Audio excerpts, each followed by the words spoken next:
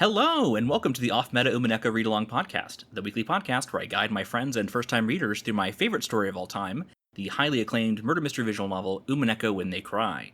We'll be discussing its narrative and themes, and they will work together with our community to try and solve its various mysteries. We hope you'll join us on this exciting journey as we delve into the Witch's Cat Box. I'm Kyle J, and joining me on our one-way trip to Rokkenjiima, we have our readers, James Capelli, Bardic, and Becca. Hayley is on vacation this week, but welcome, y'all. How was your read this week? I'm mad at you. Uh-huh. What have you got me to start reading?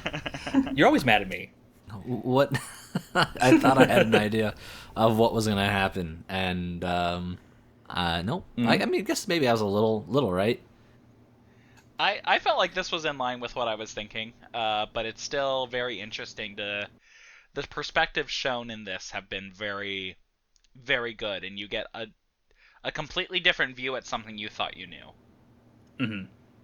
Yeah, I really enjoyed all of the alternative details we get in this read-through. Yeah, it's interesting what's different comparing this episode to the previous episode. Like, while a lot of it covers some of the same events, obviously this is, there is a time loop-ish kind of thing going on here to some degree. We are seeing the same days repeated.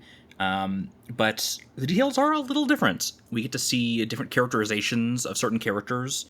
We get some context for things that we saw in the previous episode that we didn't really realize. Like, for example, with Rosa, why Rosa was late. We get that kind of explained. But do we? I don't... Because the candies weren't a thing before. Yeah, I agree with that as well. Yes, exactly. So that is part of the question. So it's interesting to think about, okay, what things are true in all worlds and what things are kind of variants, and why do we have these different variations? I'm guessing possibly in that world they were still late because Maria did make a fuss on the train, and then they had to miss their connection or something along those lines. Maybe they weren't as late this time or something along. So I want to point out, specific to the train thing and them being late to the plane, I was curious how Rosa was explaining them showing up late, and I compared it back to So you went back and watched the original. Yeah. Mm-hmm. Yes. I compared the dialogue, and their dialogue verbatim is the same up until Battler starts asking Maria about Halloween this time around, because they never had that conversation before. But everything up until then, like Rosa saying, sorry we're late, we had trouble with our train connection, it's all exactly the same. Interesting. So this is just the Halloween episode. The next one will be the Christmas episode, probably.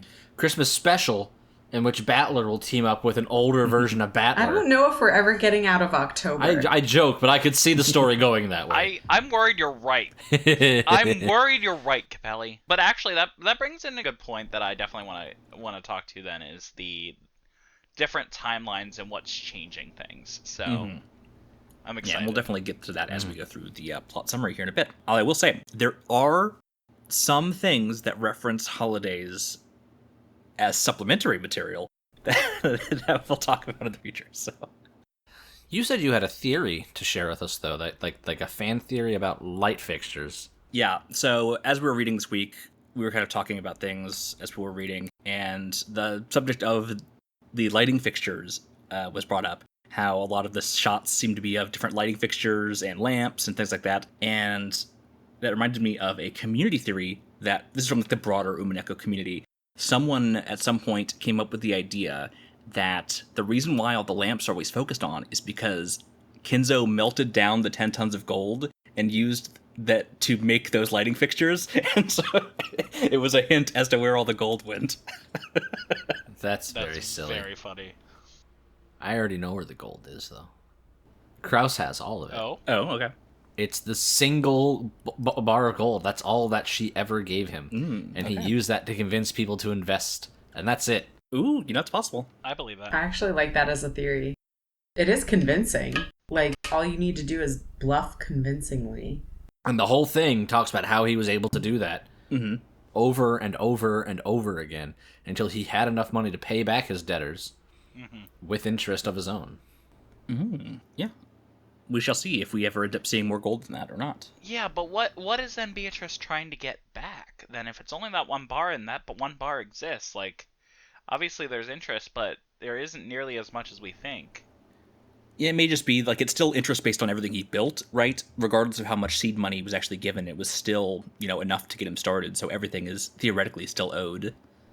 I guess. Do we even think that Beatrice, like her first... Beatrice. Thank you. Beatrice. No, Beatrice.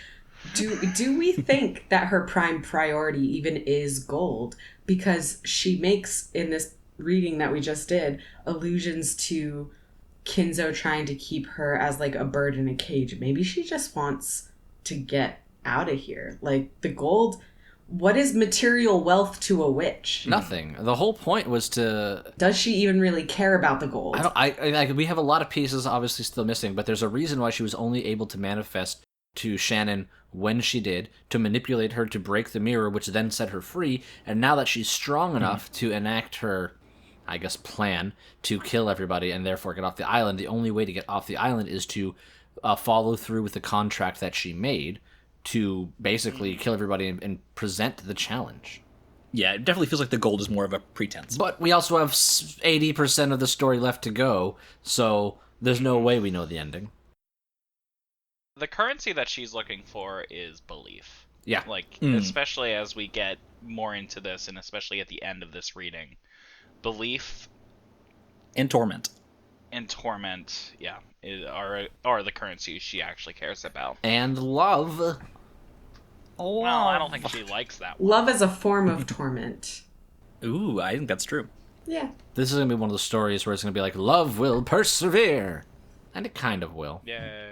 I do love that Beatrice is like, love is a form of torment, and I'm going to use it to torment you. And Shannon was like, no, bitch, try. It's still beautiful. I don't care what you say, and I won't let you make me think otherwise. Mm-hmm. So. Yeah.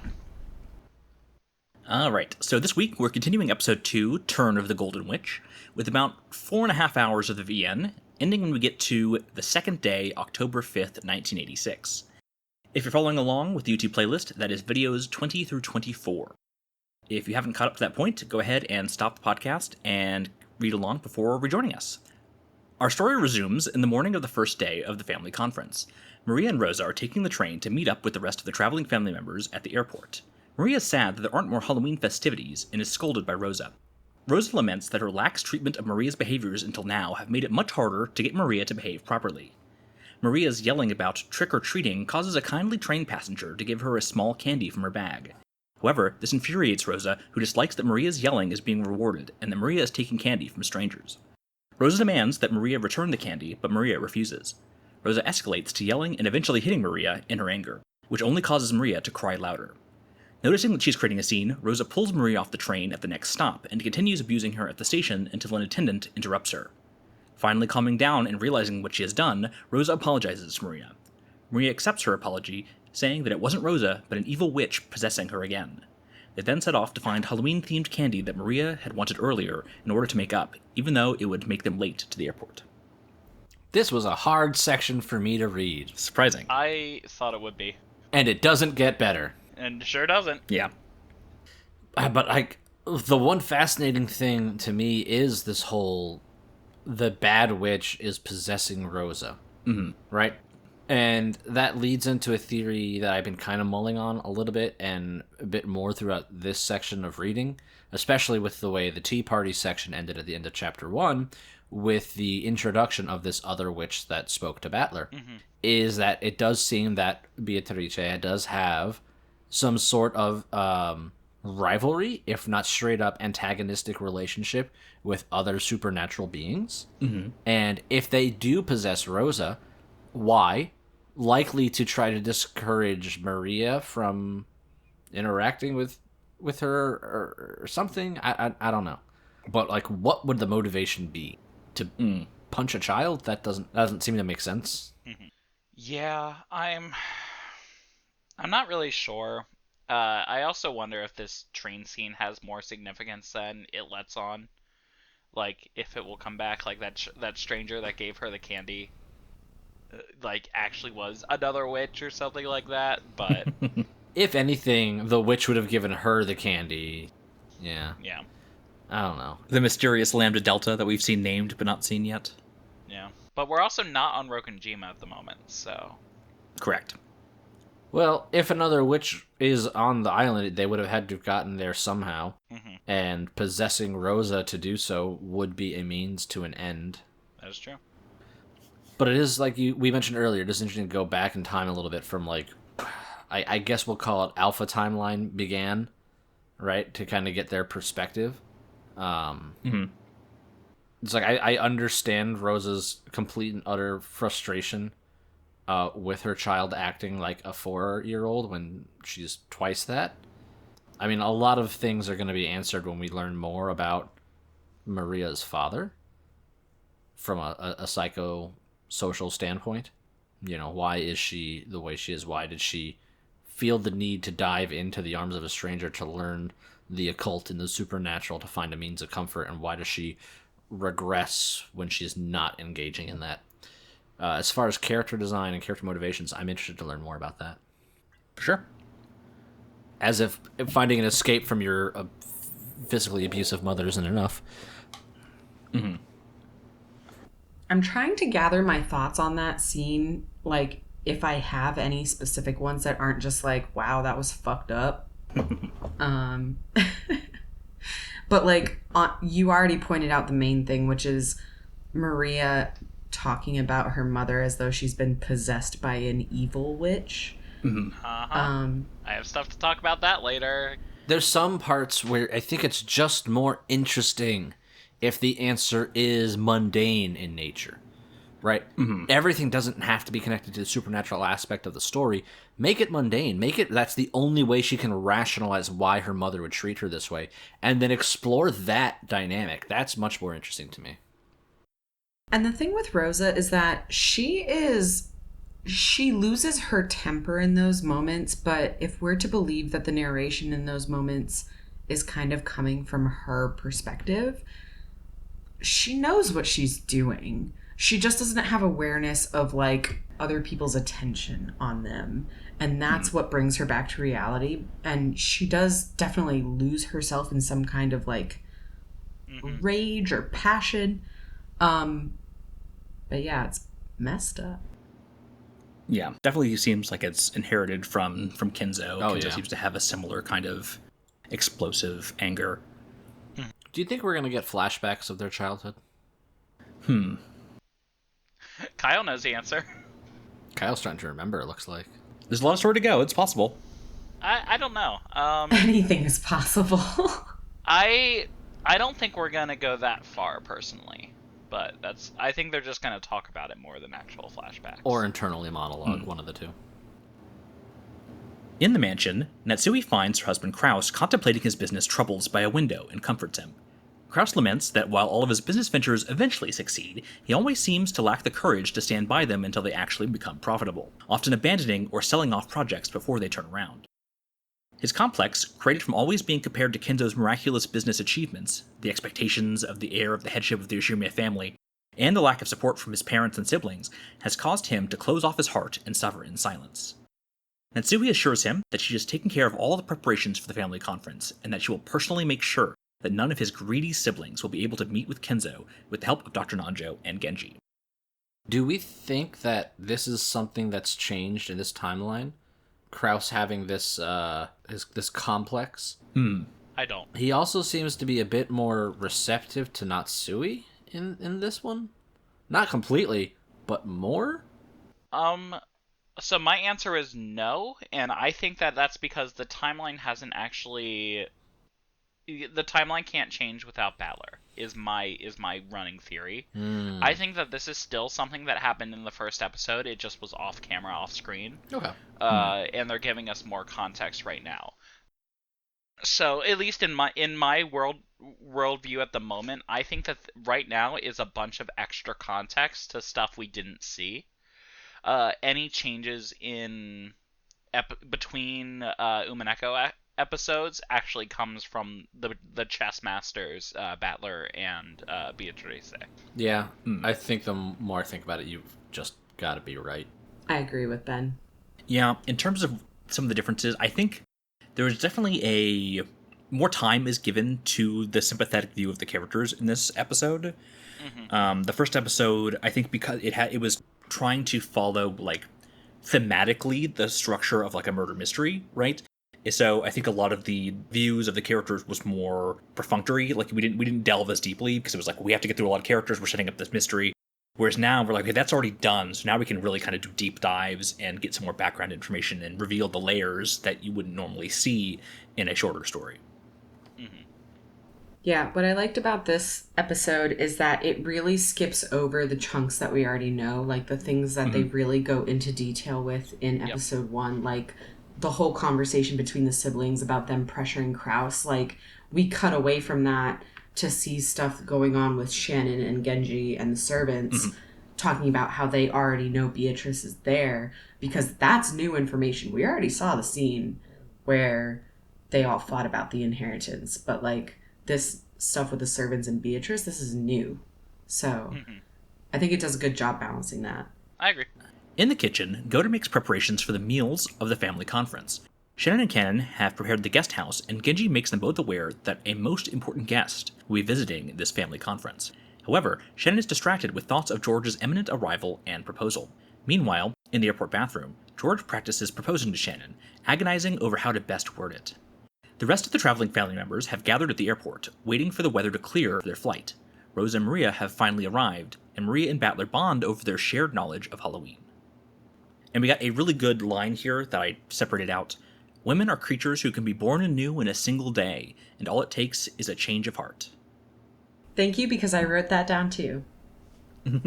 Who says that? I believe... It's Rosa. Is it Rosa about Maria changing between when they last saw her? Oh, yeah.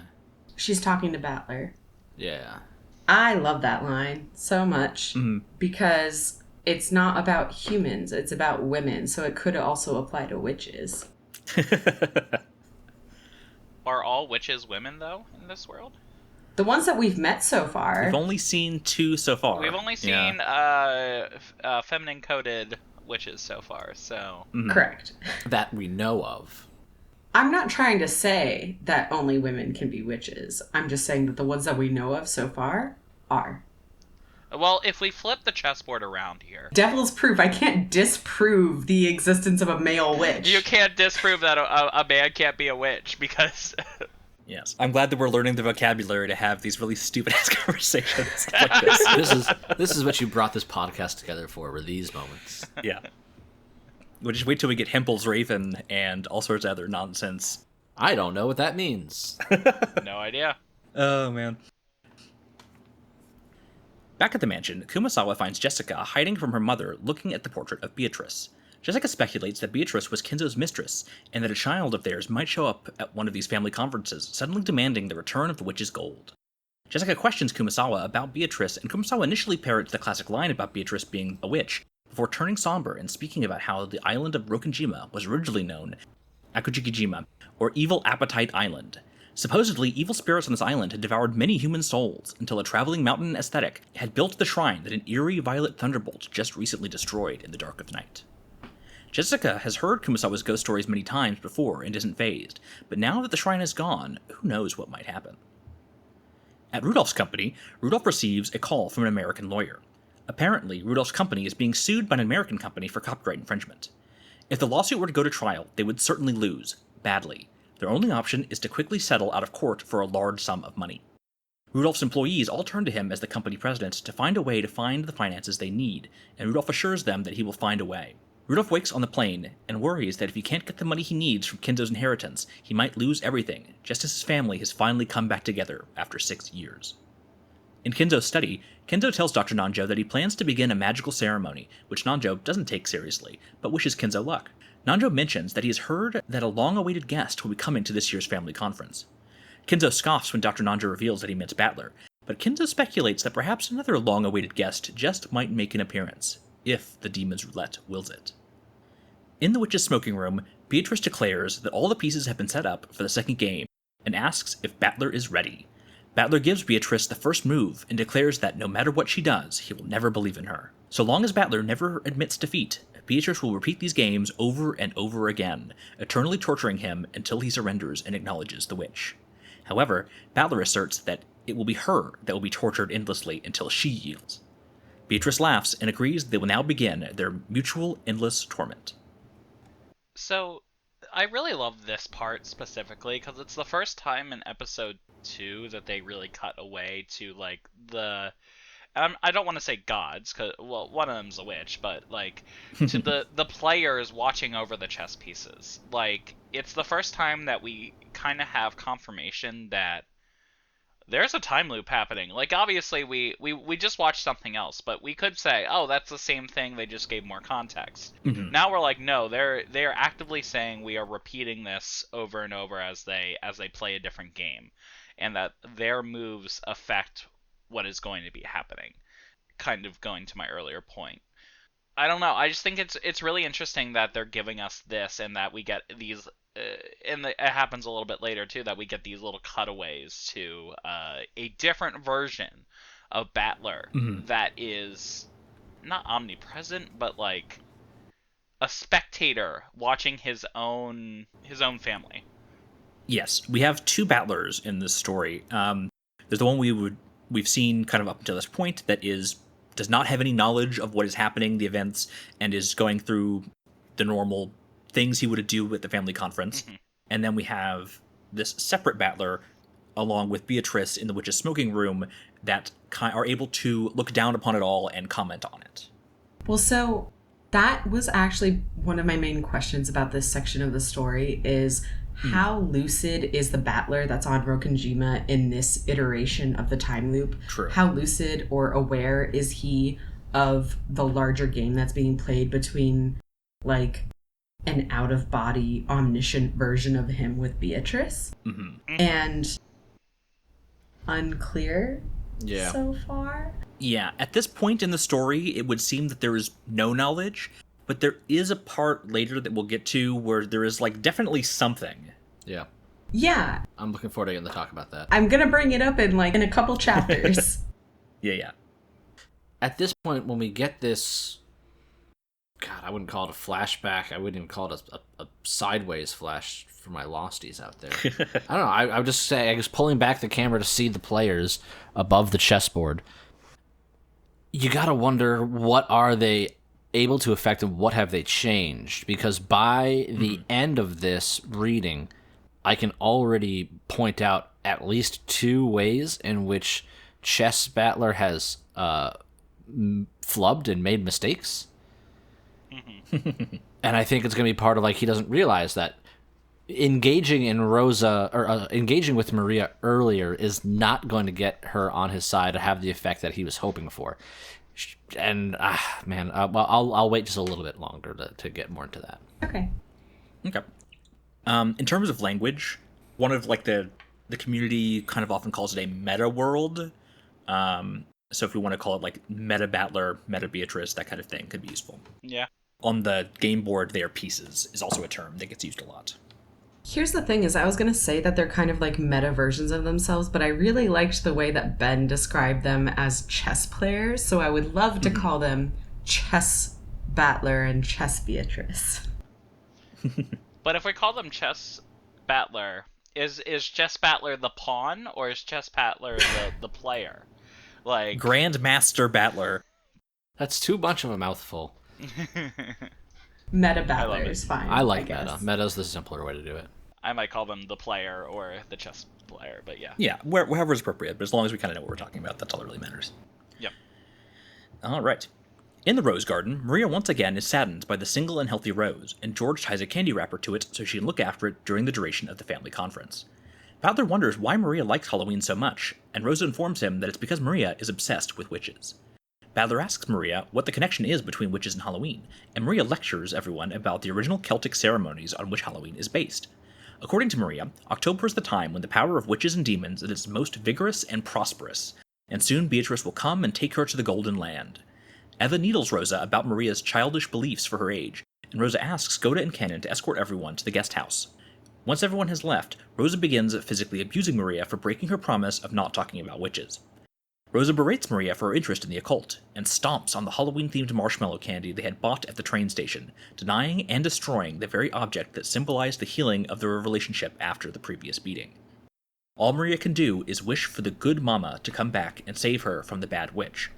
However, this only further inflames Rosa, who leaves and tells her to just stay out there forever. Returning to the guest house alone, Rosa shakes off the concerns of her siblings and retreats to her room to cry alone. So, as much as I don't enjoy Maria as, like, just someone that I don't like seeing on screen because I don't like kids, we've talked about this. Mhm. I think that Maria actually has one of the best understandings of what's going on here out of the entire 18 non-witch people on the island. Okay. And this is, like, the fact that she keeps saying that she wants good mama to come back and save her from the bad witch, it just makes me really think that there's some sort of magic affecting these people that they're susceptible to. It's not that they can't fight it if they were aware of it, but because they're not aware of it, they can't fight it. And I think this goes back to my point of George being affected with like a love spell or something, Rosa being affected by an anger spell, like something to this nature of, like, there's something supernatural here. I understand Capelli thinks that it would be more interesting if it didn't, which I totally get. I get that, but I think that there is something going on here because I think Maria knows more but isn't able to communicate it. It'll probably be a little bit of both. Yeah, it's definitely being set up as both options are viable. Which I think is going to be a motif that we see through all of the questions arc. Mm-hmm. Is it more of a ignorance or more of a lack of belief? Because belief seems to be like a currency to these witches. Yeah. So is it just that it could be just that they don't know enough to be willing to believe, and ignorance equals a lack of belief, but there is a difference. I think it's kind of a self-fulfilling cycle there. Maria's willingness to believe means that she gets far more evidence of Beatrice's existence than everyone else, right? Beatrice meets with Maria every year, apparently. So there's definitely been a cultivation of belief of Maria that has not happened for many other people, so. Back in the Rose Garden, Kanon comes to try and console Maria, but Maria claims that she is fine. He attempts to repair the desecrated Halloween candy, but is unable to do more than dust it off for Maria. He offers to replace it with the one that Maria had given him earlier, as a gift, but Maria refuses. Only the one given to her by her mother has any meaning to Maria. Only Beatrice, Maria says, could undo the damage that has already been done. Kanon wonders what relationship Maria has to the witch that torments him and his sister so, and Maria reveals that she is good friends with Beatrice, and soon they will play and study magic together. In the parlor, Natsuhi tells the gathered adult siblings that Kinzo has refused to meet with them, far too busy with his magical research. The siblings complain that they weren't able to see him last year either, but decide to let it be for now. Shannon arrives with some tea, and for a moment, things seem peaceful between the family members. However, once she leaves, the tense conversation resumes. Kyrie and Rosa, who had been talking with each other about parenthood, suddenly notice the beginning of the thunderstorm, and Rosa rushes off to the Rose Garden to collect Maria. Finding Maria in the exact same spot she left her in, Rosa clasps Maria close and apologizes like she always does after the fact. Rosa begins to head back towards the mansion, but Maria says that she has to stay as she is waiting for Beatrice. Rosa pretends to play along, trying to get Maria to come inside, but suddenly Beatrice herself appears. Maria and Beatrice greet each other as old friends, and Maria gives Beatrice a Halloween candy. Noticing the destroyed candy that Maria still clutches, Beatrice offers to revive it with her magic. She begins chanting and has Maria close her eyes. However, Rosa watches on as Beatrice throws the candy into the air. It bursts into golden butterflies and then reforms into the original candy, as good as new, in the witch's hand. Rosa finally recognizes Beatrice as the witch from the portrait, and Beatrice gives Maria an envelope to hold on to until the time is right. She then also gives Rosa a letter for her to read out to everyone at dinner before heading to the mansion herself. Arriving at the mansion, Beatrice is greeted by Genji. She asks about Kinzo and then begins heading up the stairs towards Kinzo's study to meet with him. Happening to leave the parlor for a moment, Kyrie sees Beatrice and greets her. Kyrie recognizes the witch from the portrait behind her, but feigns ignorance, much to Beatrice's displeasure. Beatrice and Genji head up the stairs, and Kyrie is startled by Natsuhi's sudden appearance behind her. Still in shock at seeing the supposed golden witch, Kyrie claims to have a headache, to which Natsuhi offers her some medication. Beatrice attempts to enter Kinzo's study, but is burned by the magic ward on the doorknob. Genji offers to open the door for her, but she declines, saying that she will meet with him if the roulette calls for it, and no sooner. Later, Kanon brings lunch to Beatrice in the VIP room. He is surprised to see the witch, who could barely appear in front of a handful of people, openly existing in physical form. Beatrice tells him that the time has come for her to collect the interest owed to her. The Golden Land would soon be opened, and all would perish. Kanon, as furniture, had previously been looking forward to this day, as it would mean his release and rest at last. However, Kanon finds himself with lingering regrets over Jessica, and that Shannon would even more be filled with regret over being unable to fulfill her relationship with George. Beatrice admits that she had attempted to seed the two of them with the fruits of love, so that it would be all the more delicious when this day came. Beatrice continues to torment Kanon, offering to make him human, or to skip over Shannon as the obvious sacrifice for the second Twilight. In the end, Kanon relents and kneels before the witch in supplication.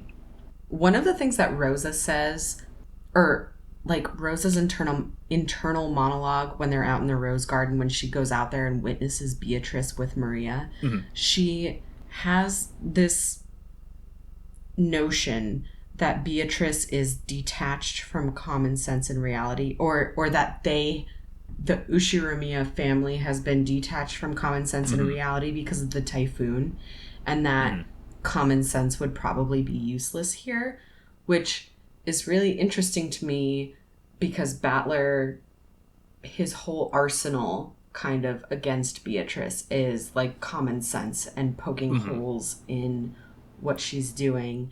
And according to Rosa, they've entered this kind of like almost fictional world where witches can exist and anything really is possible.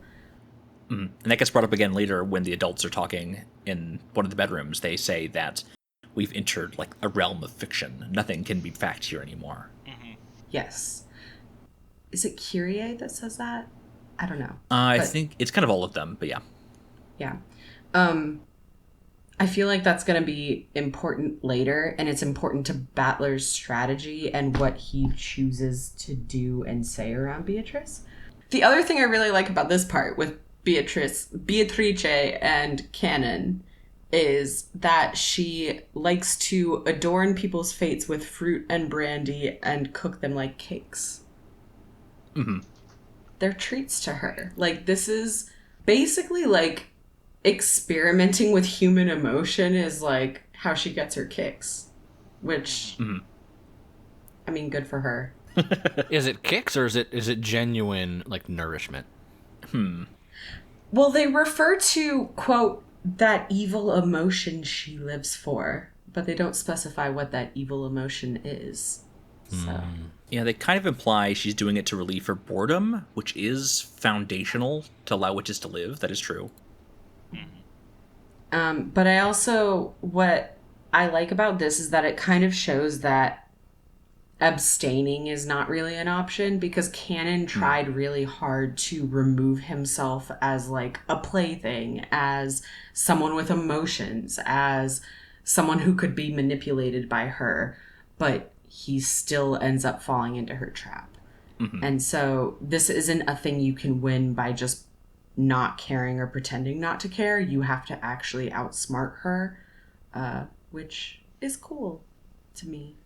You gotta play to win. Just like the lottery. Yeah, it's not enough to not lose. You have to win. Like the roulette, you mean? The demon's roulette.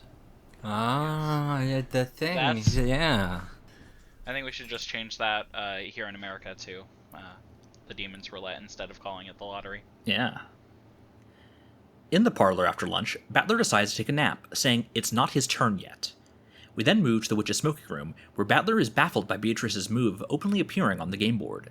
Beatrice asks Battler if he's resigning after the very first move, and he scoffs. He claims that Beatrice's magic of fixing Maria's candy in the rose garden was just simple sleight of hand. Beatrice counters that Rosa witnessed it turning into golden butterflies, and Battler says that it must be some trivial trick. However, it is clear from his response that he has no clue how it was done.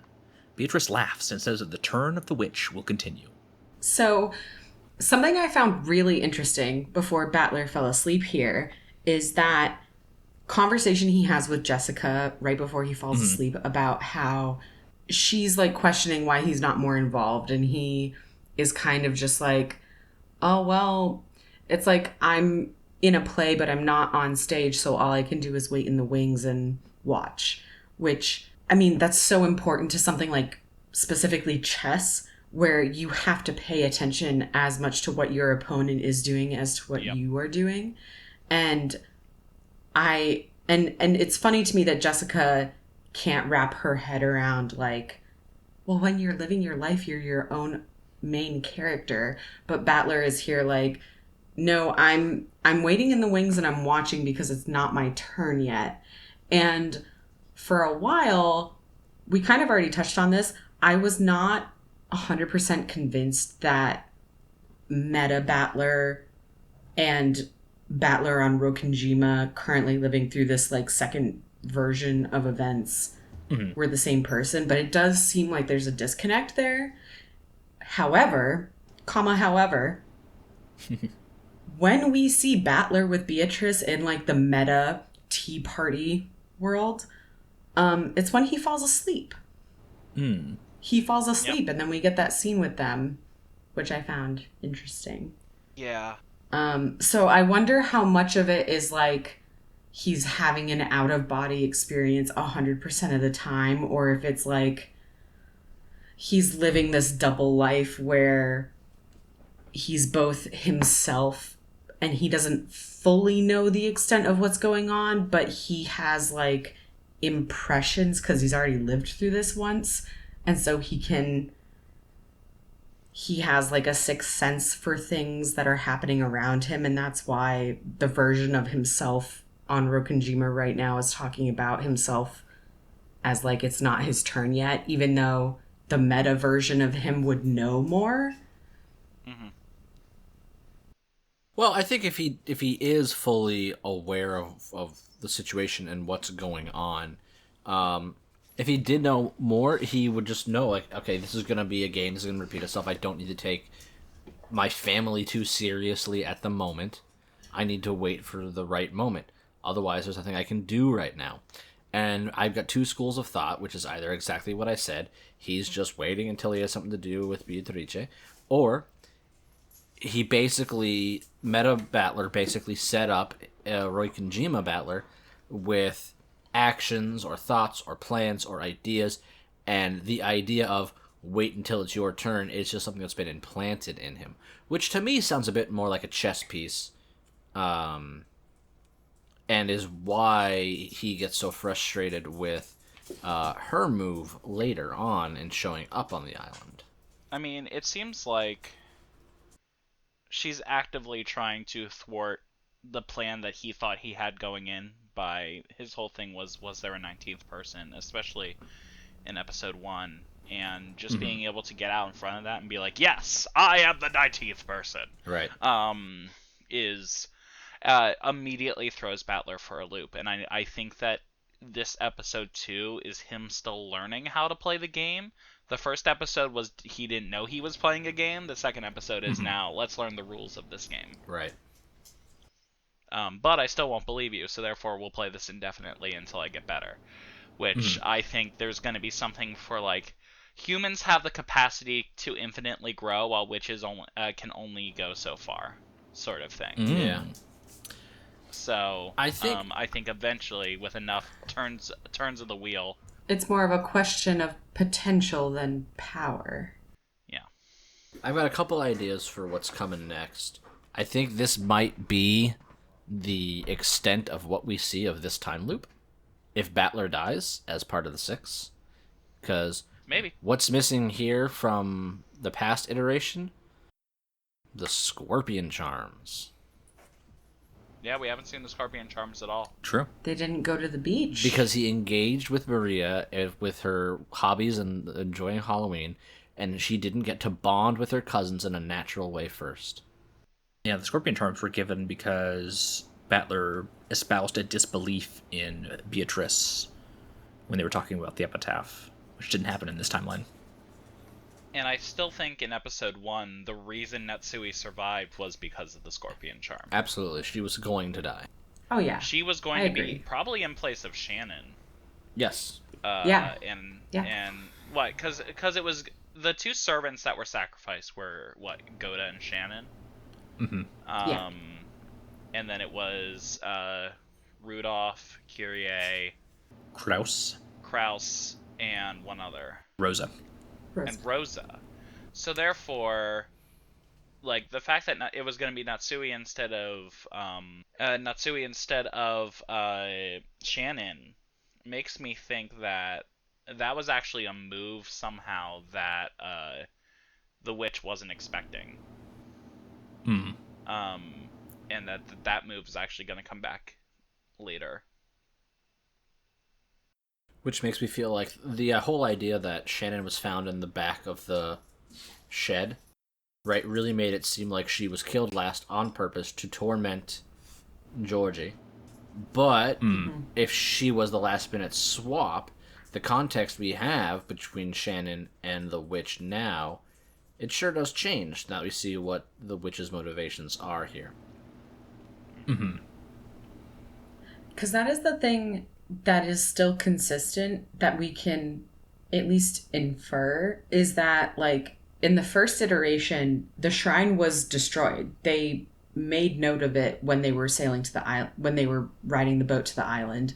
So, like, everything up until they arrive, we can assume still happened as it happened the first time. That's Battler's second mistake. To quickly add on to that, I think that as soon as the clouds come in and the seagulls stop crying, back to seagulls, that is when the game starts. That is the official start of the game, and everything before that actually happened and has happened in each one. And can't be changed. Yes, I believe that. I think even the dialogue that we got, you mentioned earlier how there was a change in dialogue at the airport.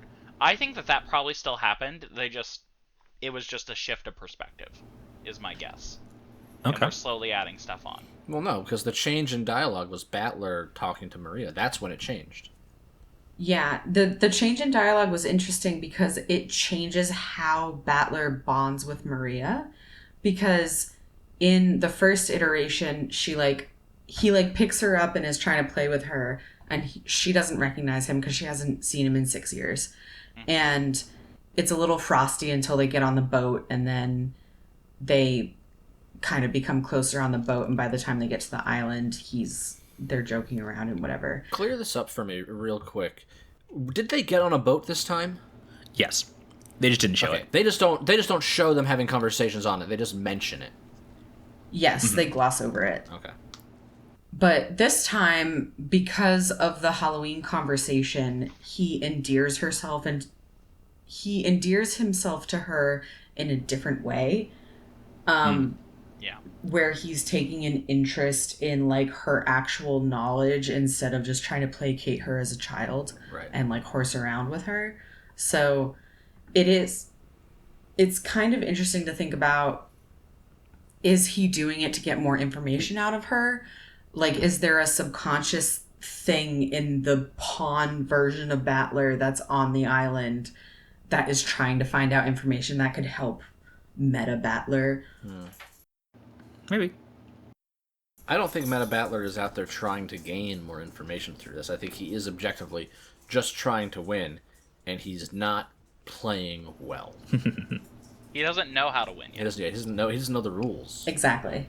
Yep, and Yeah. I think that's what episode 2 is all about. I think eventually, also, this is just a long shot theory, I think eventually these episodes are going to turn into more than just one loop. Yeah. Oh, for sure. Like, there will be more loops within one episode. Absolutely. So that's why I think it's even possible we're going to see that now, right? That it's not impossible that nothing's going to come from this beyond where we're already at, and he's going to go back into it with a whole new chance to learn and shift based on the little bit of knowledge he's got. Right? I think he's possible that he dies, and then it just cuts to the narrator, probably Maria, recapping that the rest of the events more or less played out the way they did the first time. They got no closer to solving the riddle, and she killed them all. I would love to be able to see, though, Meta Battler be able to watch the other pieces, say the other family members, like, move, and it doesn't just end with that's a good point. With Rokkenjiima Battler dying. I think the only thing I really want to know more about is who is the mystery person that killed Kanon in the furnace And how did Kinzo get lured out of his study? From episode 1. I want to know how the locked room murder happened of that too. Of Eva and Hideyoshi. Mm-hmm. Those are some of the bigger mysteries we have so far. I don't think we're going to get answers to those for a bit. I think that eventually Battler needs to learn to play this game more before we can go back and look. Well, especially if I'm wrong and we do get to play out more of this time loop, is it going to be George and Shannon as the night 2 deaths? Right, there's the 6, and then there's the lovers, or the 2 that can't be, that, are inseparable, or whatever the exact phrasing is. Yeah, I mean, that is one of the primary things that is talked about in this episode, is Kanon is trying to make a deal so that Beatrice will not use the 2 of them, and then Shannon, in the future, goes against that deal. So we'll see. Mm-hmm. Well, to me, it's more the threat that she uses against Kanon, being like, this thing's gotta happen. It could be these 2, ha ha ha. And he doesn't really care about George. He just wants Shannon to make it to the Golden Land. Yeah. Oh, Kanon. But it's also funny because Shannon was killed in the first round last time, so it's like that doesn't guarantee that she's not going to kill them both in the first round. Only because of the scorpion charms. And if they're not there, they keep saying the 6 are random. Here's the thing. She gets to choose whoever she wants, and Shannon has pissed her off pretty well this iteration. She said it's random. It's arbitrary who dies within the 6. She's contradicted herself. She says it's random based on her own whims. Oh. So... I think she controls randomness in some sense. It's been implied that she picks. It's been implied that it's random. It's been implied that it's fate. Yeah, it's not entirely clear what chooses the 6. There is something specific that happens where someone specifies that it is random based on her whims. Okay. Only thing I know for certain is that Kinzo's not going to be one of the 6 because he's hidden behind the scorpion charm. That would be interesting if he was somehow killed. I don't like how you said that. In one of the prepared guest rooms of the mansion, Rudolf, Kyrie, Eva, and Hideyoshi have gathered to discuss what to do about the appearance of the guest who was at least pretending to be the witch of the portrait. If this mysterious woman claims to be a descendant of Kinzo and his mistress, they might muddy the inheritance issue and prevent the adult siblings from being able to get the money they need. They ask Kyrie to use her chessboard thinking so that she can figure out what the motive might be.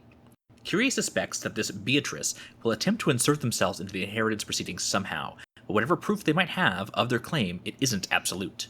Otherwise, there'd be no need to attempt to surprise them on the day like this. Thus, the only thing they need to do is to keep calm. The real question, she says, is whether or not Krauss or Kinzo is behind this stunt. The 4 of them all agree that the best move for now is to completely deny anything this woman tries to assert. Right now, since no truth can be brought in from the outside world, everything on this island is mere fiction. In the entry hall, Rosa questions Maria about the woman they met in the Rose Garden. Apparently, Maria has been secretly meeting with Beatrice on Rokkenjiima every year and learning magic from her. Maria shows Rosa drawings of eerie magic circles that Beatrice drew for her in her notebook. Rosa is horrified to learn that, according to Maria, Beatrice has been living on this island the whole time. Worried that whatever the witch had wrote in the letter she had been given might interfere with her and her siblings' scheme to extort Krauss, Rosa attempts to open the witch's envelope. However, Maria stops her and creepily scolds her mother for attempting to break her promise with the witch. Back in the guest house, George, Jessica, and Shannon talk about how they all used to play together 6 years ago. Apparently, back then, Shannon was almost seen as a sort of level-headed older sister. Both George and Jessica say that they prefer when Shannon, no Sayo, is able to spend time with them as a friend like they used to.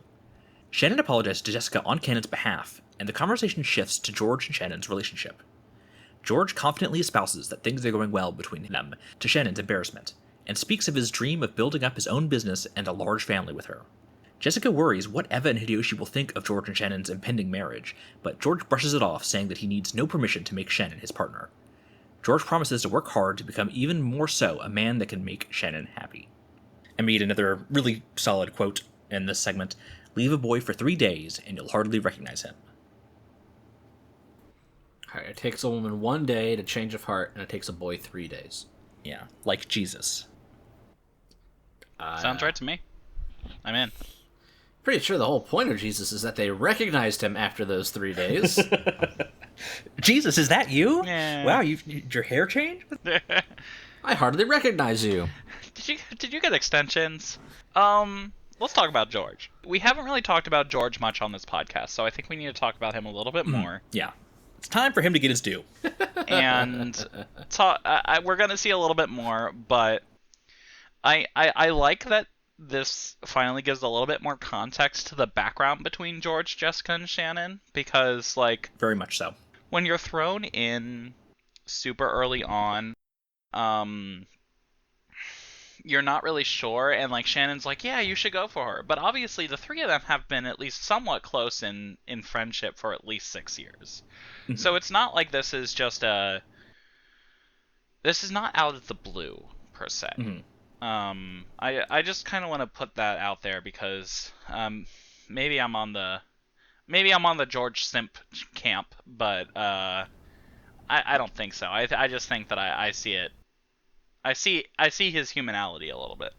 Mm-hmm. I don't discredit George's humanality.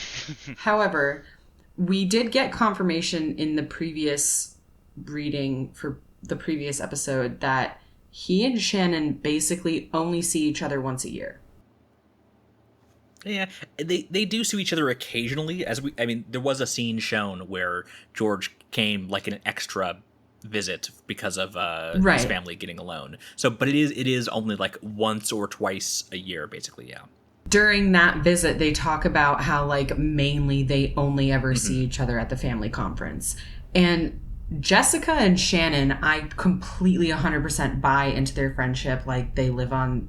Shannon serves her family. They see each other multiple times a week at the very least. George is the factor where he's only there some of the time. And once he and Shannon kind of started more seriously seeing each other, it seems like that visit where he's there outside of the family conference is almost kind of like one of the things that Beatrice granted to Shannon after she took the mirror from the shrine. Yep.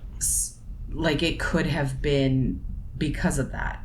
So George and Shannon, I think he's got some whack ideas about relationships. Yes. I think that he's a hormonal boy that hasn't had a chance to explore. And yes, I think that you're right that he does have some whack ideas, but I also think that this, again, isn't totally out of the blue. And weirdly enough, I trust Jessica in the sense of, like, Jessica knows George and Jessica knows Shannon. So the fact that she's trying to set the two of them up through most of this is also like, well, she has to have some good feeling about it. Like, it's not like she's saying this is a bad idea. And weirdly enough, out of everybody's intuition that I trust on this island, I trust Jessica's one of the most. She's just projecting her own insecurities onto them. I don't think so. Are you kidding? That's the whole point of her perspective of the story in the first part of chapter 2. Is the woe is me, I want what you guys have, you need to make this work because I cannot, is the subtext. Gotcha. I don't necessarily disagree with that. I will say that I agree with Ben in terms of, like, I trust her intuition in terms of, because at the end of episode 1, she's the one telling Battler, like, to keep denying Beatrice. She is the only one that tells him that. Yeah. She is the only one who is kind of on his side. But I don't disagree with you, Capelli, in the terms that, like, she wants what they have so much that she's, like, enabling it as, like, a good faith thing. I don't know about you guys, but going back to my teenage years, I knew plenty of girls, and people, who did the exact same thing. Mm-hmm. I don't think Jessica's going to push two toxic people together. Right? I feel like if they were bad for each other, she would say something as well. But the other thing is, she's not there when Shannon and George are alone together. Mm-hmm. And based on the last episode, his own internal monologue and, like, the things he chooses to say and his motivations for saying them to Shannon they all feel so icky to me. And I know that it feels like it shouldn't be intentional because it feels like this narrative wants us to root for their romance and don't want us to think that he's creepy. It's just he doesn't have like a level of respect for her that is warranted in a relationship. There's so many power dynamics, and then just the way he thinks about her. Yeah, which is not the first time we've acknowledged and spoken up about that too. Yeah, exactly. But it's interesting because later on, we're going to have another segment here coming up where we get a lot more of George's thoughts on his relationship with Shannon. And it feels very different, I would say, in the just like the general tone of it. So we'll cover that more when we get to it, but I think that's going to be a big contrast conversation about, like, why does this feel so different than this? In the kitchen, Gohda complains that he, as a servant unfit to bear the crest of the Golden Eagle, is disallowed from serving the food he prepared for the VIP guest. He complains that Shannon and Kanon, while long-term serving servants, aren't sufficiently trained as he is to serve important guests. Shannon, who is right there in the room with him, is unable to say anything, but Kanon, in the hall just outside the kitchen, espouses his vitriol. Shannon asks Kanon if it really is Beatrice that is the VIP guest, and Kanon confirms it. Shannon is excited to see her friend, unaware of Beatrice's schemes. Kanon tells her that the door to the Golden Land will be open, and only 5 will live to see it. He relays the witch's bargain that if Shannon refuses George's proposal, she will be safe from being selected as a sacrifice for the second Twilight. Kanon desperately wants to be able to enter the Golden Land with Shannon and be allowed to become human and know love. However, it is plain to see that Kanon has already come to know love and become filled with regrets. Krauss attempts to convince Kinzo through the door of his study to come down and have dinner with his family. However, Kinzo refuses, engrossed with finishing his long-standing chess match with Dr. Nanjo. Nanjo tries to convince Kinzo to come down and eat dinner with him and the rest of Kinzo's family, but Kinzo says that he is no longer able to leave his study now that the ritual has begun. He thanks Dr. Nanjo for reminding him that enjoying chess with a friend is just as important as checkmate, and says that they will have to enjoy their next game in the Golden Land, Purgatory, or the next world. I thought that was really cute. Yeah. I really liked that part. Does anyone else have any other thoughts? No, I think it's a good scene because it shows that Dr. Nanjo and Kinzo actually have a relationship, right? Like, it's before Dr. Nanjo is just kind of there and almost seems kind of afraid of Kinzo in a lot of ways, but this is the first time we get to see, no, they actually are friends, actually, and it's not just a doctor and his patient. Yeah, we finally get some personality to the guy. And of course he says it through a chess metaphor, so. I do love me some Dr. Nanjo. And this series loves chess metaphors. Yeah. I also love chess metaphors, so this goes along great, and he's going to be the hero of this visual novel, I can tell. Clearly. He's definitely not just a filler character. A couple other notes that I had, literally one of them is chess motifs, like how everything in this series relates back to chess, with like Kyrie's chessboard thinking, Kinzo and Nanjo, Beatrice and Battler. And the thing that Kinzo says during this scene, which I thought was really interesting and could come into play later, is that chess needs a willing opponent. Where you don't have a game if you don't have someone who's willing to play against you. And also an opponent that's trying their best as well.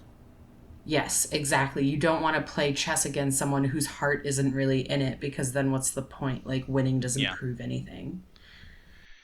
It also the person that they're playing against can't win unless they try, though. So there's the other side of it where if Beatrice just wants Battler to give up, is that a win for her? That's called a forfeit in chess world. So right, it's more interesting. It's more interesting for her if he fights. Yeah. And then the other note that I had was, what do the servants know about, quote, opening the door to the Golden Land? Because there are allusions that happen in this section to, like, when Beatrice says to Kanon, I think, that the door to the Golden Land will be opened, he has like a deeper understanding of what that means because it's been explained to the servants, like exactly what that means. Yeah, he already knows what it is. No one else really understands, and I feel like we don't fully understand it yet. Like, we understand it in the abstract and we understand it in the context of the epitaph and the riddle. But we don't know exactly what that means because they talk about it as like the furniture will finally be released and they will no longer be furniture. Does that mean they become human? Is it just a version of the afterlife? But it seems like it's been explained to them in like these concrete terms where they know what to expect. And so therefore they know what they're losing, or like Kanon has an idea of what he could be losing when Beatrice is like, kiss my shoes or I'm going to leave and you're never going to make it to the Golden Land, you know? Kinky. So, I don't know. I thought that was really interesting that they kind of have like this insider baseball knowledge that we as the audience still don't seem to have. Right. While we're talking about Beatrice being kinky, I also want to mention that it is heavily implied that that is not the weirdest thing that she made Kanon do after the camera cut away. She was like, I made him do all sorts of perverse stuff. Love that. Poor Kanon. Poor Kanon. My boy deserves so much better than this. Poor Kanon indeed. That's my rebellious emo boy. I think your rebellious emo furniture is what you mean to say. Very good. Shannon arrives at the VIP room with dinner for Beatrice. Beatrice attempts to needle Shannon about how she will be unable to fulfill her love for George, but Shannon, instead of rising to the provocations, is instead grateful for having been granted the opportunity to be human and know love. This rankles Beatrice, who continues to try and belittle Shannon as furniture. However, Shannon says that she is no longer furniture and will no longer allow herself to be toyed with by the witch. She will accept whatever fate has in store for her in order to deny the witch her pleasure of tormenting them. Yeah, we get some really good expressions from Beato here. Like, really implies a lot about her feeling on this whole matter. You get a lot of good sprite animations. In the dining room, the family, besides Kinzo, have gathered for dinner. As Gohda is leaving the room, having finished serving the food, Kyrie asks him if the special guest will be eating with all of them. Eva and Rudolf accuse Krauss of having called this person to the family conference, but he and Natsuhi have no idea what they're talking about. Rosa and Maria admit to having talked to the supposed witch Beatrice, and even having seen her perform magic in front of them. Kyrie also confirms having met with the woman, and that she was undoubtedly the portrait's subject. No one knows how she got here, but it is undeniable that a woman calling herself Beatrice is currently staying in the mansion. The cousins are all ushered out of the dining room and told to go to the guest house. The adults then stay and question Genji about his supposed VIP guest calling herself the witch Beatrice. This is the dinner scene is one of the most memorable scenes from episode 1 to me. And this dinner scene is just very different because instead of arguing with like whether or not there's another person, we just know, which goes back to the chess game, and just like Beatrice immediately is like, I'm gonna call your bluff and show you that there's a 19th person on this island. So the fact that now it's just a completely different conversation really shows the ramifications that the meta versions of Beatrice and Battler, like how their effects like ripple through the rest of the episodes. And I'm excited to see what that means for the future. They don't even read the letter as far as we know. I think they do, just not in our such that a narrator that we trust receives it. It might happen off screen, but we don't know for sure. Yeah. Well, here's the thing. Last time there was only one letter, but this time there's two. Maria and Rosa got one. True. Yeah. So I feel like they have to be read at some point, and we just haven't gotten there yet. Do we also think that the number of letters corresponds to the number of episodes, and therefore at episode 8 we'll have 8 letters? That would be a lot of letters. So many letters. Well, she says that any one of the four of you could have gotten this, but by the choice of the roulette, Rosa is the one who ends up with it. So I don't think... Well, I also don't think that the second letter existed in the first iteration, because the big change now is that the 19th person is definitively here. I think this is a chess move by Beatrice. Yeah. That she's changing up her strategy. Because if she kept it stale, Battler might be able to figure things out. But if she keeps changing things, you keep moving the playing field, or the supposed playing field, out from under the person that does not know the rules. It's like if you're a really bad board game explainer and you keep changing things as the game goes on. Mm-hmm. Except for this is intentional. The goalpost keeps changing. Yeah.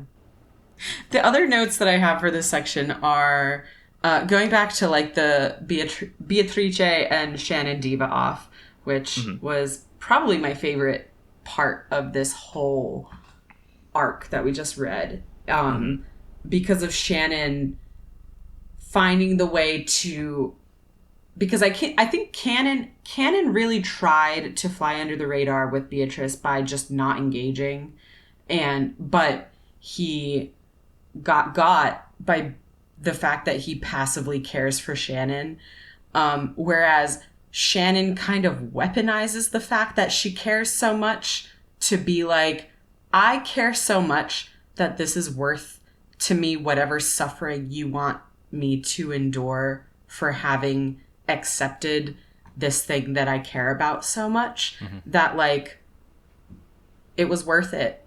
And nothing you can say or do can take away the fact that it was worth it to me. And that is power that you don't have over me, because no matter what, I would still make the same choice. Right. Which is really, really cool. Shannon rules so hard. Yeah, this section really did a lot to turn my opinion of her around. That she does have this inherent strength.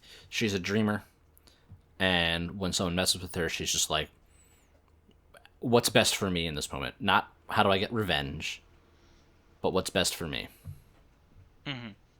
The other thing I thought was interesting is that when Beatrice is talking to Shannon, she says, your fate is just a fragment, but the word fragment is capitalized for some reason. Okay, so that's probably a holdover from Higurashi. In his previous work, Higurashi no Nakakori, When the Cicadas Cry, there is a reference to like other worlds and possibilities being crystallized as fragments. Okay, so it's like Shannon was holding on to this possibility as a fragment. Interesting, cool. And then also when she tells Shannon, like Shannon basically is kind of bulletproof in this moment, right? When she comes to this epiphany that she has. And Beatrice's only kind of retort to that before Shannon walks away is, I can't wait to see whether you can keep up that resistance in an endlessly repeating cycle of death and rebirth. So how many iterations are we gonna get? How many? More than we're going to be shown. At least 8. 8. At least 8. I mean, yeah, okay, yeah. I got enough. you. Greater than or equal to 8. Also, my last note for this section was really loved that when they're talking about Gohda serving dinner, they describe his personality as extremely vain. And he is. Yeah. Yes. It's just like his one thing. And it's like, no, you don't get to do this because you don't have the eagle. What if this is all an act and he is actually like an undercover inside agent or something? No. Like in Clue, the movie Clue. Spoilers for the movie Clue. I'm gonna go home and sleep with my wife. He's not as cool as Mr. Green. That's rude. Hey, I had one gay character and they took him away from me in the last minute. Yeah, of the movie, that sucks. Only in 1/3 of the endings. True. Only in 1/3 of the endings. In the quote-unquote true ending. But this is what actually happened. Doesn't mean that he's not bi. I think he makes it very clear with that last statement that he is not into men. His whole demeanor changes, becomes your typical macho man at that moment. I don't know. I saw the way he was looking at Wadsworth. When he shot him? He's the only one that didn't kill anyone. No, he did kill Mr. Body. Oh. In the hall with the revolver. Yeah. That's the whole point. Clue, fantastic movie. I highly recommend it, except for the gay erasure part. I agree, but fantastic movie. It's my favorite movie of all time. Flames on the side of my face. That's why she keeps killing her husbands. She wants a wife. Men should be like Kleenex, soft, strong, and disposable. But women, you should keep forever. Those exiled from the dining room are eating their dessert in the guest house and discussing the legend of the witch Beatrice. Everyone admits that they would occasionally slip candies into Maria's handbag or leave them out so she would think they were given to her by Beatrice, but no one could have imagined that she was actually regularly meeting up with someone calling herself that. Dr. Nanjo admits that Kinzo did indeed have a mistress named Beatrice, and that she passed away a long time ago, but he has no knowledge of any illegitimate children of theirs. With Kinzo so obsessed with using black magic to revive Beatrice, he has no doubt there was no such child, as Kinzo would have instead focused on them. George thinks it much more likely that someone is pretending to be an illegitimate child of Kinzo's in order to insert themselves into the inheritance issue. Just then, Maria suddenly laughs and mocks Battler for asserting that witches can't exist. She tells him that soon the witch will show him her awesome magical powers and put him in checkmate.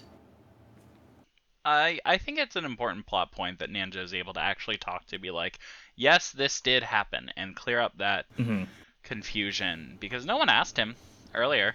But yeah, in the first game, it's not until much later they talk about the mistress being a possibility. Yeah, and I do think Nanjo knows more than he's letting on, especially in the first episode, but doesn't know what to do about it because he's seen Kinzo go down this road for so long. But this is the first part that I'm like, oh, Nanjo has something important to actually contribute into a conversation. This is amazing. Other than just be the medical professional. Did anyone else find it weird that all the cousins left and then Nanjo is just there with them hanging out in the room too? Look, I had a chuckle at that. He wanted his dessert. He was bored. I also would want to eat dessert with a bunch of children. So that is not the sentence you think it is. Yeah, that's getting cut. Just heads up. Look. Listen, the little kids' table is where the party is at. Okay, that is true. No, I'd much rather argue inheritance. I just want dessert, okay? I just want ice cream.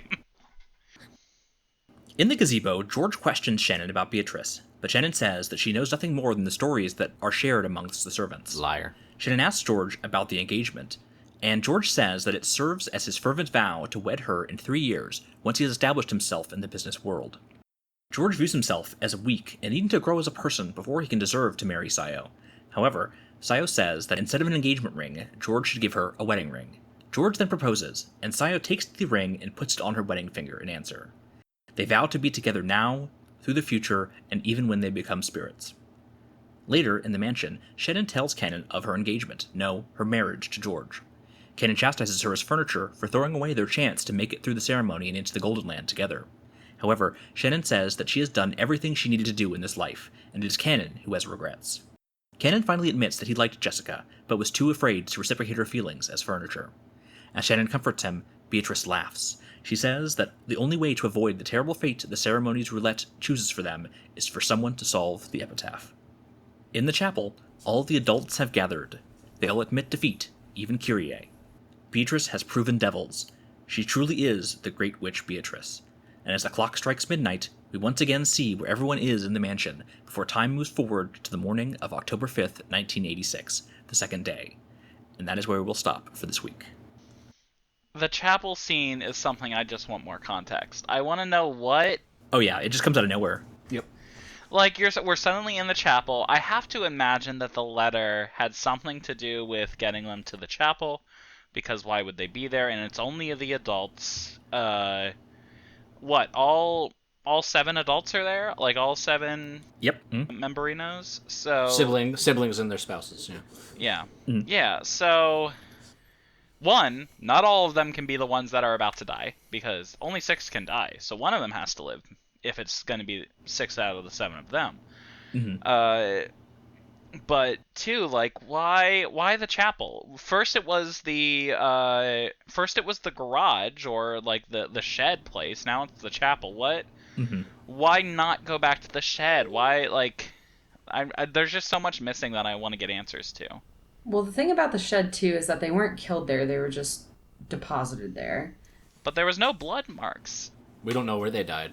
It was implied they were killed in the dining room in episode 1. Right. Was there blood in the dining room? Oh, yeah. Kumasawa found some blood in there. Oh, yes, you're right. Yeah, I'm very interested to know what's about to happen in the chapel. But we also know that the morning of October 5th is when the 6 have been chosen by the roulette. Yep. So I'm very excited to start reading again. I need to know what happens next. Yes. Yeah, I definitely picked a very ominous point to leave off. Yeah. The good thing is, as soon as we're done recording this, we can start reading again. Okay, so I have 2 silly notes and then like 1 ideological note that I want to bring up for discussion. Give me a silly note sandwich, please, which is not how that works. Use the silly notes as bread, and then the philosophical one as... So make me a philosophical sandwich with silly bread, please. Silly bread. Sure. The second silly quote is more of an emotional quote, so we'll end with that. But so one of them is, getting married in the rain in a rose garden sounds dope, though. Yeah. I mean, fair. Like, as much as I don't like George, I love that for Sayo. Say what you will about him, he is a romantic. That is very true. Not a good one, but he is a romantic. Here's the thing about George. I think his heart is in the right place and he has some deeply fucked up ideas about how to behave. I agree. Yeah, let's talk about George here for a second, because I do want to kind of touch on some of the stuff from, as we alluded to earlier. So in this scene, we see George kind of talks about his relationship with Sayo, and it's kind of implied here that in the time when Sayo was working on the island 6 years ago, she was very much like the older sister. She was more level-headed, it was implied, and George definitely seems to look to Sayo as being like he's not worthy of her, right? It doesn't feel like, you don't get the impression that he's intending to take advantage of her. You don't get the impression that he like lusts after her. You genuinely get the impression that George is like, this woman, like, I need to better myself to be worthy of her, which is really interesting compared to how it really seemed in the earlier parts of this episode that he was kind of taking their relationship for granted. He was looking down on her. It's very much a contrast between when we were listening to his thoughts at the aquarium versus how he seems to be acting here. I think the dichotomy for me comes from, like, we have been in his head enough and we've seen enough from his perspective to kind of understand his insecurities and like why he's doing the things that he's doing. But in terms of like the choices he makes in what he says and does with Shannon, mainly from the previous reading where he's like trying to fulfill this idea of what he thinks a man should be on a date, and it leads him to poor conclusions, in my opinion. But like, the power dynamic alone is enough to make me like question so much about their relationship, which is something that he would not consider because he's in his position. And I think his heart is in the right place. It doesn't make me like him. Fair. I do think that also from this part of the story, we get a little bit better view of Shannon's position in that group. It seems like she has more power in this group than it looked previously. I think it's easier to look at like this viewing of Shannon as saying, well, if she was truly being put in a bad position, I think she might have actually been able to stand up. Whereas before it was like, I don't think so. Shannon looks like she would fall over in a stiff wind. So it's interesting comparing between the first episode and this episode, the way that Shannon acts here. Well, this is very case in point. She's a new woman because she was forced to have a change of heart. And that is being challenged by Beatrice about what's going to happen. The veil has been lifted over her eyes on who the witch is, and she sees the truth now. She has more information this time. Yeah.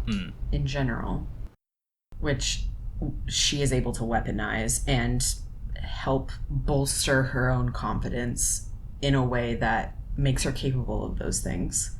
And have good diva offs. To have a diva off, yeah. And to totally own Beatrice in the process. Well then, in the interest of continuing my sandwich to the filling of my of my silly sandwich, the meaty question that I had is like, so like ultimately Battler's argument is that witches don't exist, right? Yeah, he has decided that, and then he's trying to work his way backwards, honestly, but right. So there's I don't think you really touched on this in your summary, but there's a lot of talk in this section about how, like, if your opponent isn't human, thinking about their moves and their desires and their intentions from a human perspective is not going to help you because you can't fathom what they're capable of, right? Mm-hmm. Yeah, Maria makes a point about, well, what if the witch's chess pieces can move in ways you can't even fathom? And Kyrie talks about how we have no idea what the motives are, if the chessboard thinking can be completely thrown off if you don't understand your opponent's motives. And we also get Kinzo commenting about the chess game, how if you can't comprehend your opponent's moves, you can't predict their moves in the chess game. So that's 3 times in this short segment where they talk about that. Mm-hmm. Thank you for perfectly illustrating that point, Kyle. But so my thought about this is that he's trying to prove that witches don't exist. He's trying to prove that that kind of capability shouldn't exist, right? So, like, I wonder if thinking about Beatrice moves from the human perspective is actually a strength that he could utilize, because it has to force him to think about what she's doing in human terms. And if he's trying to disprove the existence of witches, he has to think about it like that, right? Because if he starts thinking about her motives from a non-human perspective, well, then isn't he kind of giving into the fact that she is maybe a witch and which not is her human? whole ploy, Yeah. I'm sure. Yeah, it's sort of a double-edged sword, I would say, because on the one hand, he's going to spend a lot of time being very wrong, right? Because if he's not even looking at her perspective, but it does also narrow it. He's playing to his outs, right? Like he's saying, I mean, I'm assuming you don't exist, so I'm only going to look at the world where you don't exist. So he's trying to shoot the moon. He's going for it, but if he is wrong and witches do exist, that there's just nothing he can do about it. Mm-hmm. He will get nowhere close. Yep. Yeah. Let's finish off the sandwich. Okay. So the last part of the sandwich, it's not silly, but it touched my heart sincerely, is when Shannon and Kanon are arguing, and Kanon is basically like, why did you have to fall in love? Like, eternity could have been ours and you had to be weak and you gave it up for like this temporary thing, right? And she says, there are no cicadas that don't fall in love because it will only last a few weeks. Which I thought was really sweet. Yeah. Love is worth it, guys. Mm-hmm. And a callback to When the Cicadas Cry, the previous game. Mm-hmm. Higurashi. Mm-hmm. Maybe someday we'll hear these sequels again, too. Maybe. All right. So, real quick, let's kind of go through our, I don't know what we call them, our segments that we usually do. Team Mystery versus Team Fantasy. So... And Team Sci-Fi. And Team Sci-Fi, yeah, I guess I should add Team Sci-Fi to the list. Team Sci-Fi is just Team Fantasy with, like giving up attached to it. You don't want to say that. There's a heated debate of people and literary nerds who will contest you on that. Mm-hmm. We see a lot of magical stuff. Well, we only see some magical stuff, I will actually say, in this episode.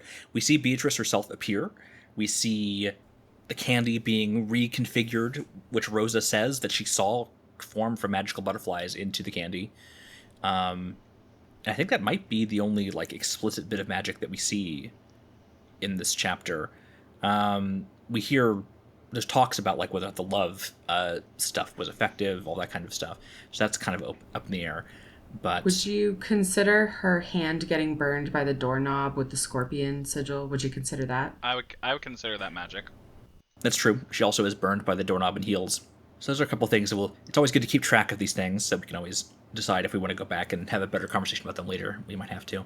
But for now, I don't know if we have too much to say on the matter. I'm going to keep saying it's sci-fi because that's fun. But I'm sure what it is it's a mystery novel within a fantasy. Once we understand the rules, we can dissect how it happened and then start to break apart the facade that she has put up on who she is. Right? Already, you can kind of see the pieces being laid. Most notably, what I've noticed is the definitive timeline of what is happening. I think the biggest piece of that is right before Rosa runs outside to go find Maria standing in the garden. What happens but a large crack of thunder and lightning, which is exactly what happens when Kinzo yeets his ring out the window, which Beatrice gets to stamp the seal of the head of the family to give the 2 envelopes to Rosa and Maria. And I think we're going to keep seeing that play out time and time again. The start, be waiting at the airport, the storm, getting on it, and all that stuff.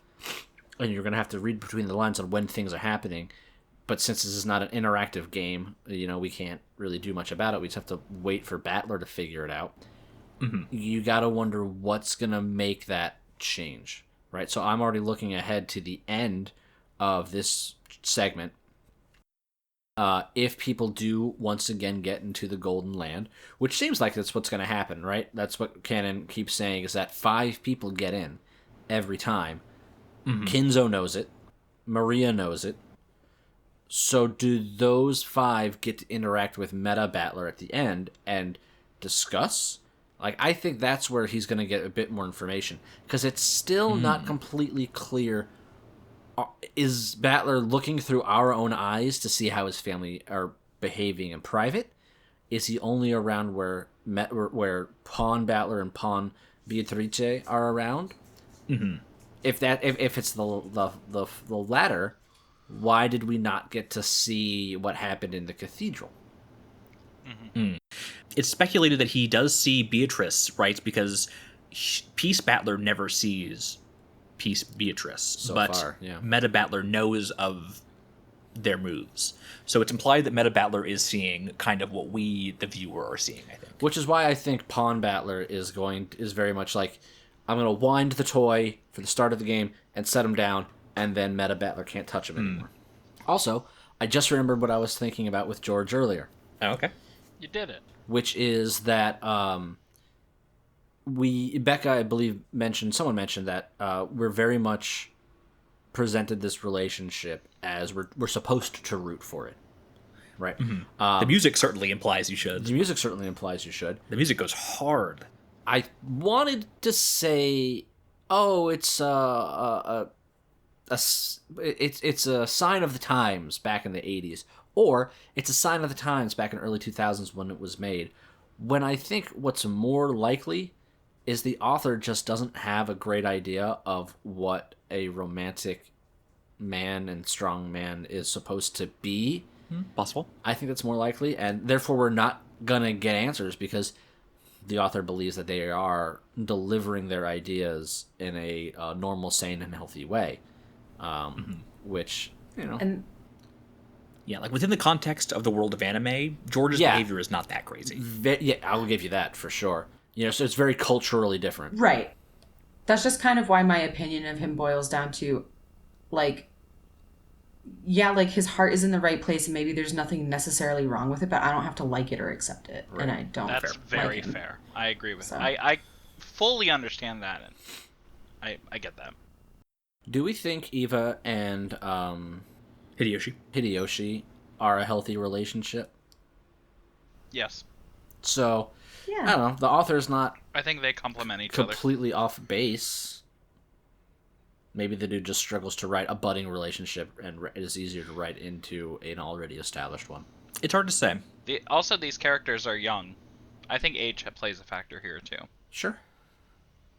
I wonder how old the author was when he wrote this. I honestly don't know. Anyway. Kyle, that's your homework for next week, along with everything else you have to do to prep for this. Yeah. Oh, no. This already takes my entire week, each week. Can we, before we move on to the next segment and start closing out here, can we talk about furniture? Sure. What about? Lamps? Right. Who is furniture? Is it just Shannon, Kanon, and Genji? The servants. Gohda and Kumasawa, too. No, Gohda is not furniture. I don't think that they are. Oh. And Kumasawa is never referred to as furniture. To be fair, Kumasawa is hardly ever referred to, which is why we know that she has much more to the story than what we have for context already. And what I'm concerned about... Same with Nanjo. Yeah, same with Nanjo. What I'm concerned about is that means Gohda is going to have a bigger piece of the puzzle here, because 100%. If furniture is the only things that she cannot manipulate, she is therefore going to manipulate everybody else. We've already seen what Gohda wants. Status. Respect. Right? We We don't know what Nanjo wants. We don't know what Kumasawa wants. I still want to know what Jessica knows about the shrine getting destroyed and why she shushed Kumasawa earlier, like at the very start of the game, when she started discussing the shrine. The implication, I think, is that Kumasawa was going to say what she said in this episode, and Jessica stopped her from saying that, I think. Because she was just a servant that was speaking out of line, maybe? From freaking people out. Yeah, because I think the implication was that, like, Maria was already freaking out at that point, and it was like, dude, now is not the time to tell, like, your ghost story, Kumasawa. Yeah. I have a crazy theory, which is probably very unlikely to be true, but it's that Kumasawa is actually Jessica or Shannon from the future brought back, or some sort of stupid thing like that. And she's maybe not all there in the head, which is why she's just kind of ooh, ooh, ooh. And she's so certain that Beatrice exists. But as far as I know, we've never seen her interact with Beatrice in any way. Not that we've seen. It's just been furniture. Not yet. And now Maria and Rosa. And Kyrie. And I guess everybody in the chapel. Well, and everyone in the chapel. Yeah. Like, there's also... I'm not necessarily on that train. I do think that Kumasawa or Gohda or Nanjo, I think all three of them have some outside... All three of them could have some outside force that's against whatever the force of Beatrice. I got you. I think that there's another force in play that we don't know about yet. Well, probably another witch, yeah. And I think that it's affecting at least one out of the three of them. And I think Kumasawa's the most likely one, because I think she knows the most. Yeah. And I think Nanjo's second, and Gohda third. Like... Because Gohda was most recently hired. He's the one that was brought into this, but, like, He really wanted to bring that meal to see Beatrice. Yeah, like... And if just to make sure y'all aren't forgetting, he was hired by Krauss and Natsuhi, not by Kinzo. Whereas and that's why he doesn't have the Golden Eagle. Yep. So he could just be a ploy to not bring in a servant that is loyal to Kinzo. He also could be a plan. Well, yeah. Well, because the other thing is, too, is that they talk about, like, they just aren't here during this specific weekend that we're seeing, but there are other servants that rotate out that are from the household. Fukuin house? Fukuin house, gospel house, yeah. Where they all have, like, the names ending in on, like Kanon and Shannon. We just haven't met them because they're not there. Why is Genji furniture if he doesn't have that suffix? Dunno. We don't know enough about him yet. Yeah. I think we're starting with a lot of the younger folk, and I think we're going to get to the older folk later, because I think they carry more pieces of the story. And I think the other side of that question is, why is Kumasawa also not furniture? Because she's also very old. Yeah, it's true. We don't know enough about her either.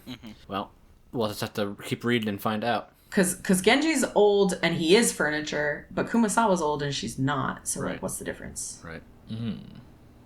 Well, we will have to find out in a future episode. Next time, we'll be reading a bit of a shorter segment, about 2.5 hours of the VN, ending on the line, "You can't win against me after all, Ushira Miya battler." After which, the clock advances from 7:15 to 7:30. And that is videos 25 through 27 of the playlist. And this segment that is coming up has some parts that I am very excited. No, don't say it. Don't say it. Don't say it. Don't say it. I don't want to know nothing. I want to know that you're excited, because then I get excited. I'm excited. There's a reason why we had to read so much so that we could get to this segment faster, I'll just say. And I may have rushed our schedule so we could get here sooner. I kind of like the big chunks, even though I was reading right up until the moment we started recording today. I like having big chunks. I'm impatient. It's a lot. The problem with the big chunks, though, is it means I have to do a lot of prep work. And a lot of editing, so we talk longer. So it's a lot to fit into 1 week. So we'll see if y'all are watching this on Monday, then I worked very hard. If you're watching this on Tuesday or Wednesday, so you're our angel, Kyle. You're our golden witch. He's really the golden witch this entire time. I do have the moniker of Endless Witch on the Discord. He's been introducing himself as such every episode. I'm just restating it for those that missed the beginning of every episode. All right. Well, thank you for joining us, and I hope you continue to enjoy this wonderful story. And remember to think off meta.